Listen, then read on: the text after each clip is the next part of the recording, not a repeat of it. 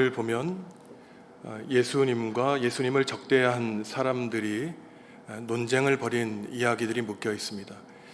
이것을 논쟁 이야기라고 하는데, 예수님은 공생의 초기 사역부터 오늘 본문에 나오는 서기관, 율법학자들을 비롯한 종교 지도자들, 그리고 행위를 강조했던 바리새파 사람들과 죄사함에 대한 논쟁, 그리고 믿음과 행위에 대한 논쟁, 안식일에 대한 신앙에 관한 논쟁들을 벌이십니다.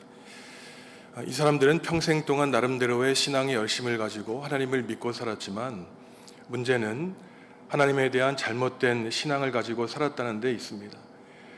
그러니 평생을 뜨거운 열정을 가지고 살았지만 결국 예수님이 보시기에는 잘못된 길을 걸어가고 있는 사람들이었죠. 예수님은 이러한 잘못된 신앙인들의 믿음을 교정해 주고 계십니다. 오늘은 두 가지 이야기가 나오는데, 첫째로 예수님은 갈릴리 호수를 지나서 가버나움으로 가십니다. 사람들이 예수님의 가르침을 듣기 위해, 또한 병고침을 갖기 위해 많은 무리가 예수님을 따랐는데, 그날도 수많은 무리가 예수님을 둘러싸고 있으니 사람들이 쉽게 예수님께 접근할 수 없었습니다. 그 가운데 온몸이 마비된 중풍병자 한 사람이 있었는데, 이 사람 역시 예수님께 다가갈 수가 없었죠. 그러자 이 침상에 누워있는 몸이 마비된 사람을 데리고 네 사람의 친구가 그 예수님이 계신 그 집 위에 올라가서 지붕을 뚫고 예수님께 그 환자를 내렸다고 복음서는 말하고 있습니다. 예수님은 이 사람의 믿음을 보시고 너의 병이 고쳐졌다고 말씀하시는 것을 보면, 아마 예수님은 우리의 마음을 뚫고 계신 것을, 우리 가운데 믿음이 없는지를 잘 알고 계신 예수님의 권위를 우리는 알아차릴 수 있습니다. 같은 이야기를 담고 있는 마가복음 2장에서는 특별히 이 환자의 몸을 예수님께 데리고 간 네 친구의 믿음을 강조하고 있습니다. 우리는 이 집에 지붕을 뚫는다는 것을 잘 이해할 수 없지만, 2000년 전 예수님 당시에 가옥 구조가 어땠냐면은 뜨거운 중동 지방이었기 때문에 나무 줄기가 있었고 그 위에 진흙을 발라 지붕을 만든 구조였기 때문에 지붕을 뚫고 내려가는 것은 그리 큰 어려운 일이 아니었습니다.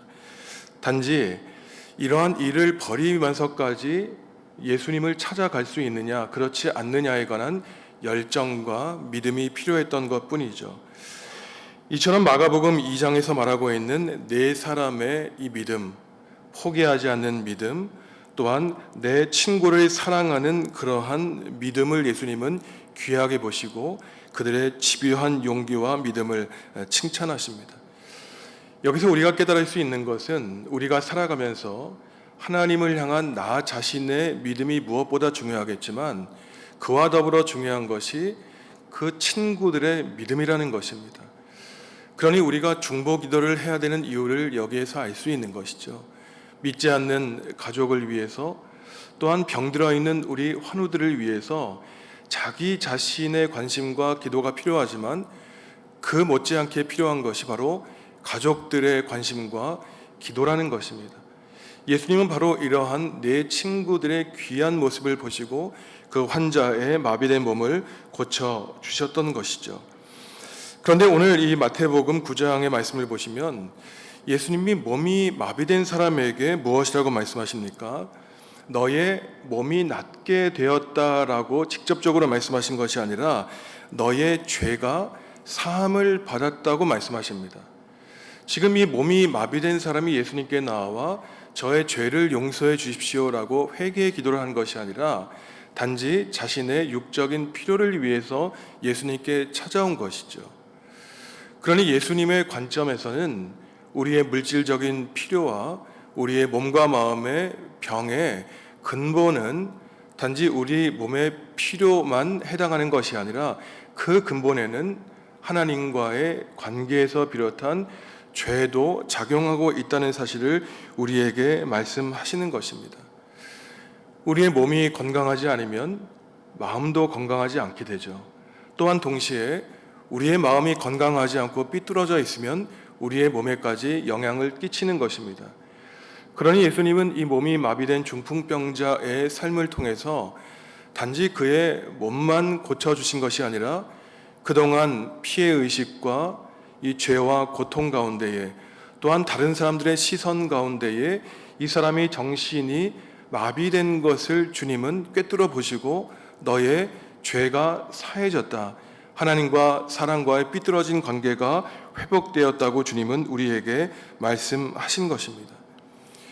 그러니 우리는 오늘 이 중풍병자의 이야기를 통해서 나 자신의 몸의 상태는 어떤가, 혹시나 몸은 건강할지 모르지만 내 마음은 혹시 삐뚤어지고 왜곡되어 있진 않은가, 병들어 있지는 않은가, 우리 자신을 살펴보고 끝까지 우리 몸의 건강과 우리 영혼의 건강을 위해서 우리는 주님께 찾아가고, 또한 병든 영혼을 위해 그를 주님께 데려갈 수 있는 믿음이 있는가 확인해 보아야 되는 것이죠.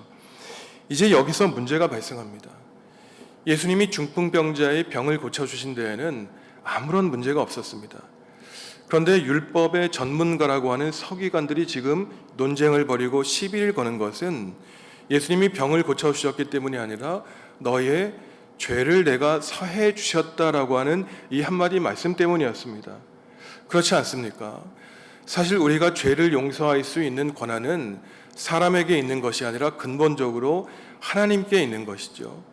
그런데 서기관이 듣기에 이 젊은 청년 예수님이 너희의 죄가 사해졌다는 이 말씀을 듣고 신성을 모독한다는 죄명을 씌우고 있습니다. 그때 예수님이 이들에게 대답하시기를, 내가 만약에 이 사람에게 죄를 용서한다라고 말하는 것과 일어나 걸으라 하는 것이 무엇이 더 어렵겠느냐 주님은 말씀하십니다. 이러한 논쟁 가운데 실제로 병든 사람이 일어나 걷는 것을 보시고 예수님의 이 권위 있는 말씀에 서기관들은 놀라게 되는 것이죠. 서기관들은 율법 학자들로 율법의 전문가들이었습니다. 성경의 전문가들이었어요.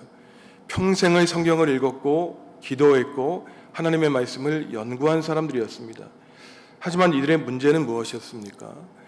율법 가운데 나타난 하나님의 뜻에는 관심이 없었고, 그 사람이 이러한 말을 하느냐 하지 않느냐, 이러저러한 행동을 하는가 하지 않는가에만 관심이 있었던 것이에요. 그의 마음이 하나님에 대한 참된 복음에 대한 열정과 깨달음이 있는지에 대해서는 알 수 없는 사람이었습니다. 사람의 병을 고치는 데에는 관심이 있었던 것이 아니라 긍휼한 마음, 사랑의 마음도 없었고 그저 교리에만 관심이 있어서 이러한 교리를 지키는가 지키지 않는가, 종교적인 행위, 껍데기에만 이들에게 남아 있었던 것입니다. 하지만 예수님의 관심사는 단지 율법 조항에 있었던 것이 아니죠. 그러니 오늘 주님이 그 환자에게 말씀하시기를, 소자야, 작은 자야, 안심하라고 그를 위로해 주시고 고쳐 주셨던 것입니다.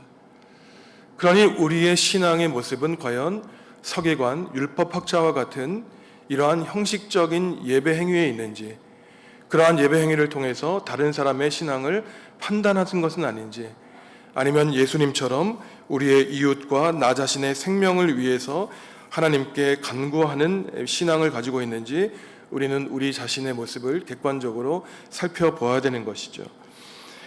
예수님이 이처럼 몸이 마비된 사람을 고치시고 지나가시다가 세금을 걷는 자리에 앉아있는 이 마태를 보십니다. 그리고 한마디 하시죠. 나를 따르라 라고 말씀하십니다. 그러자 마태는 한마디의 고민도 없이 예수님을 그대로 따릅니다. 예수님을 따르고 순종한다는 것은 동시에 자신의 삶을 포기한다는 것을 가리키죠.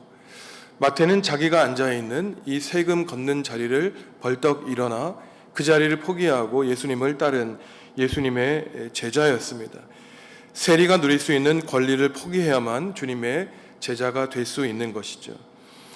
문제는 여기서 또 이 바리새파 사람들, 서기관 율법학자들에게 예수님은 눈총을 받게 되는데, 왜냐하면 단지 예수님은 이 세리 죄인들을 제자로 부르신 것만 아니라 이들의 집에 초대를 받으셔서 이들과 사귐을 하시고 이들과 식사를 함께 나누셨기 때문입니다.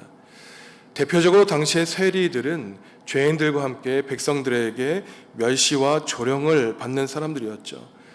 왜냐하면 당시 세리들은 이스라엘 백성들이 로마의 식민지를 당할 때 많은 백성들에게 부과된 세금 이외에 부당한 세금을 거두어서 로마의 식민지 자금을 제공하는 그러한 간접적인 역할을 감당했기 때문입니다. 세리라고 하면 당시 이스라엘 백성들이 떠올렸던 것은 부패한 로마 식민 통치에 협력하는 부역자라고 하는 의심을 받았고, 유대교인이 아닌 사람들은 이러한 죄인들, 세리들과 접촉하는 것을 가장 큰 죄로 여겼기 때문에 예수님들이 이들과 함께 사귐을 얻는 것을 가장 큰 하나님을 욕되게 하는 죄로 여겼던 것이죠. 그래서 예수님이 이 땅에서 사역을 하시기 전에 세례자 요한이 세리들에게 어떠한 요청을 했냐면은 부과된 세금 이외에 더 많은 세금을 걷지 말라고 요구했던 것이 바로 이러한 배경 가운데에서 우리는 이해할 수 있는 것입니다. 당시 죄인들과 세리들이 잘못을 범했던 것은 단지 윤리적이고 도덕적인 죄가 아니라 더 크게 이 제의적인 제사의 측면에서 예배에서 잘못된 죄를 지을 수 있는 가능성이 있었기 때문이죠. 바리새파 사람들이 관찰하고 관심을 가졌던 것은 레위기 11장에 나오는 음식을 어떤 음식을 먹느냐, 금지한 음식을 먹느냐 안 먹느냐와 같은 외적인 행위를 가지고 사람을 판단했기 때문에 특별히 이방 사람들, 죄인들, 세리들은 이러한 형식주의자들인 율법주의자들, 바리새파 사람들에게는 늘 지시와 관찰의 대상이 되었던 것입니다. 하물며 그런데 예수님이 율법에서 금지한 이러한 세리들, 죄인들과 함께 음식을 먹는 모습을 보고 예수님의 제자들에게 이 바리새파 사람들이 예수님의 행위를 시작하면서 왜 너희들의 선생인 예수는 죄인들과 함께 어울리느냐 라고 지적했고, 결국 예수님의 별명이 세리와 죄인들, 창녀들의 친구였다라고 하는 별명을 얻게 되었던 것입니다. 예수님은 이처럼 율법에 대한 왜곡된 시선을 가지고 있는 바리새파 사람들에게 율법 안에 있는 하나님의 진정한 마음에 대해서 알려주고 계십니다. 바리새파 사람들은 사실 당시의 사람들에게 많은 존경을 받고 있었습니다.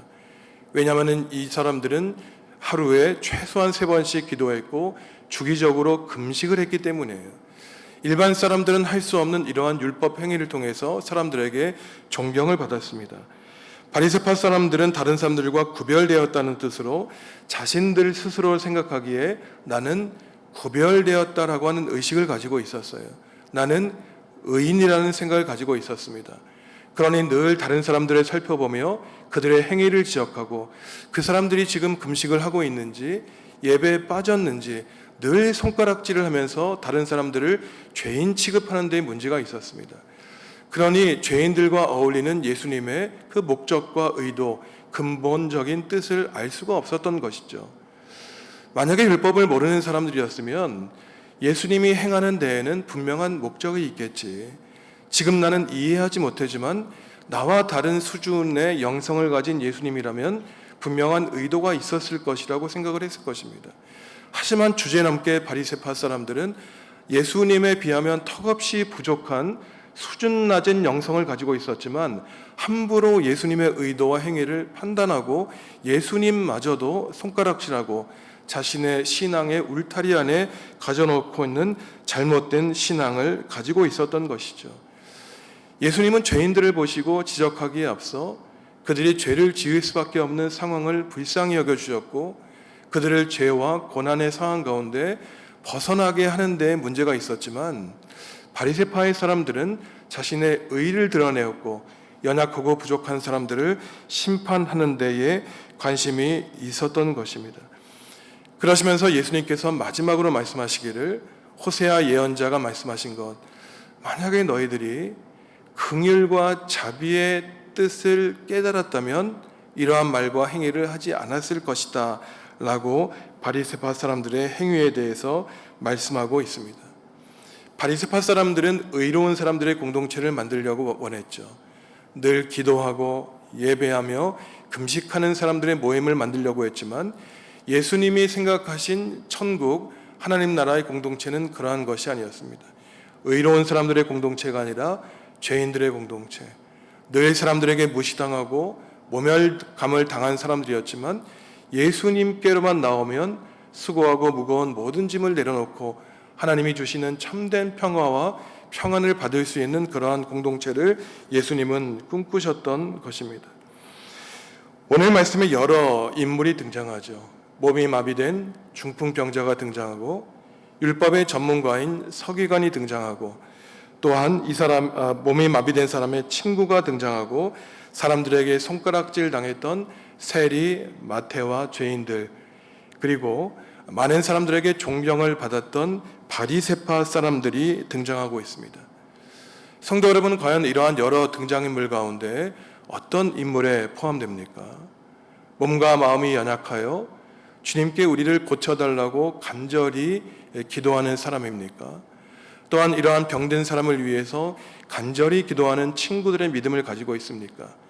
아니면 인생을 살아가며 성경을 수십 번 읽었지만 하나님의 진정한 뜻은 깨닫지 못하고 나의 믿음의 공력을 자랑하는 서기관의 믿음을 가지고 있습니까? 아니면 나는 다른 사람보다 기도를 많이 하고 새벽 기도에 빠지지 않고 예배에 빠지지 않고 주기적으로 금식하는 율법에 열심은 갖고 있지만 진정 율법이 원하는 긍휼과 사랑의 뜻은 알지 못한 채 의인이라는 잘못된 왜곡된 신앙을 가지고 있는 바리새파의 영성을 가지고 있지는 않습니까? 간곡히 부탁드리기를 우리가 인생을 살아가면서 단 한 번이라도 복음의 주인 대신 생명의 주인 대신 우리를 죄와 고난에서 구원하시고자 하는 예수님을 만난다면 우리는 평생 예수님의 그리스도의 제자로 살아가며 잘못된 신앙, 왜곡된 신앙 가운데 빠져 살게 되지는 않을 것입니다. 아무쪼록 우리가 하나님께 간절히 기도하기는 형식주의적인 마음이 없는 이러한 서기관 율법학자들 바리새파의 영성을 떠나서 비록 나는 사람들에게 손가락질 당하고 죄인이라고 세리라고 열등감을 갖고 살아가진 못하지만 주님 앞에 나와 무릎 꿇고 기도하여 저의 죄를 고쳐주십시오. 저의 고난에서 해방시켜 주십시오.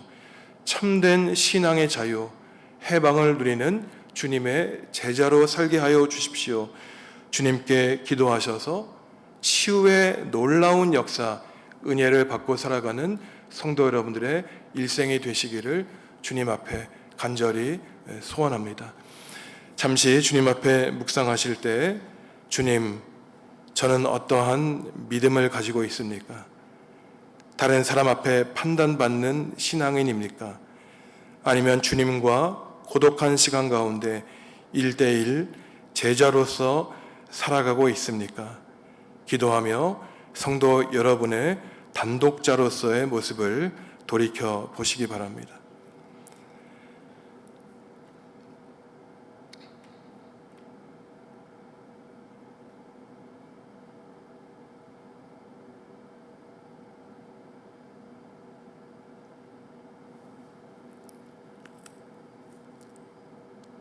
하나님, 지금까지 살아오면서 나의 신앙의 모습이 어떠했는지 돌아보게 하시니 감사합니다.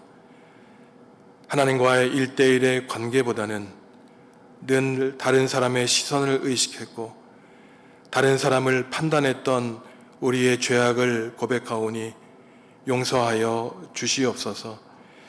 죄와 고난에 빠져 있는 우리를 긍휼히 여겨 주시고 구원해 주신 하나님의 사랑과 은혜를 깨닫게 하시니 감사합니다. 오늘 하루를 시작할 때에 예배하며 기도하여 우리에게 베풀어 주시는 주님의 구원의 역사를 깨닫게 하시니 감사합니다. 무뎌진 우리의 영혼, 형식 가운데 빠져 있는 우리의 신앙생활을 일깨워 주셔서 예수님을 삶의 주인으로 모시고 주 예수 그리스도의 복음을 전하는 복음의 일꾼 참된 예배자가 되게 하여 주시옵소서. 병들고 가난한 사람들, 주님을 알지 못하는 사람들을 위하여 기도하는 믿음을 허락하여 주시고 우리의 참된 기도와 믿음과 긍휼과 자비와 사랑의 마음을 통하여 우리의 가족과 이웃이 성령님의 감동을 받아 주님 앞으로 나아오는 놀라운 역사도 일으켜 주시옵소서. 땅끝에 흩어져 복음을 전하시는 선교사님들을 위해 기도합니다. 빛도 없이 이름도 없이 하나님 나라를 위해 헌신하시는 선교사님들의 건강 지켜주시고 이들의 가정 가운데 함께 하셔서 지금까지 구원의 역사를 일구시는 하나님의 일을 잘 감당하게 하여 주시옵소서. 우리 교회가 더욱더 선교하는 일에 앞장서서 세상을 더욱 아름답게 변화시키는 일에 작은 힘을 보태는 교회 될 수 있도록 성령님 우리 교회 가운데 주님을 사랑하는 성도 가운데에 역사하여 주시옵소서. 오늘 저녁에는 주님을 사랑하는 교사들이 한자리에 모여 교사 교육대회를 갖게 됩니다. 사랑하는 자녀들을 위한 열정과 열심을 다시금 되새기는 시간 될 수 있도록 또한 훈련받고 교육받는 시간 될 수 있도록 주님 함께하여 주시고 서울에서 내려오는 강사 목사님의 길 가운데서도 주님 함께 동행하여 주시옵소서. 세상에 흩어져 고독하고 외로운 길을 걷고 있는 모든 성도들과 함께하여 주셔서 성령의 끈으로 하나 되게 하여 주시고 주님의 보호하심과 인도하심을 받는 은혜의 하루 될 수 있도록 주님 함께하여 주옵소서. 예수님의 은혜와 하나님의 사랑과 성령님의 사귐이 작은 자야 안심하라는 주님의 음성을 마음 깊이 새기고 주님의 부르심에 응답하여 주님의 제자로 남은 여생을 살기로 다짐하는 성도들에게 지금부터 영원히 함께 하시기를 간절히 축원하옵나이다. 아멘.